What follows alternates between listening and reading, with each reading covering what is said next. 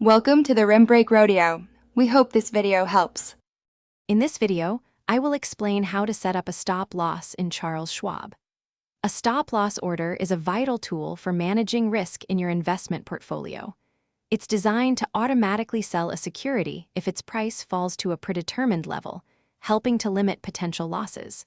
This feature ensures you can protect your investments from sudden market drops, even when you're not actively monitoring the market. To begin, log into your Charles Schwab account, either through their website or the mobile app. Once you're logged in, navigate to the Trade section, which is typically found at the top of the screen or within a menu. From there, you'll need to select the specific stock or exchange-traded fund for which you want to set a stop-loss order. This will lead you to the Order Entry screen. On the Order Entry screen, you'll first need to select the action as sell. Then, from the Order Type drop-down menu, choose either Stop or Stop Limit. Next, enter your desired stop price. This is the specific price at which your order will be triggered.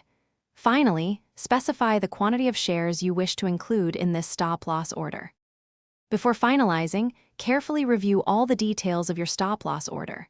Double-check that the stop price, the quantity of shares, and the order type are exactly as you intend. Once you are confident everything is correct, proceed to submit the order. This action will activate your stop-loss protection, helping to safeguard your investment from significant downward price movements. Thanks for watching. Consider subscribing if we helped you.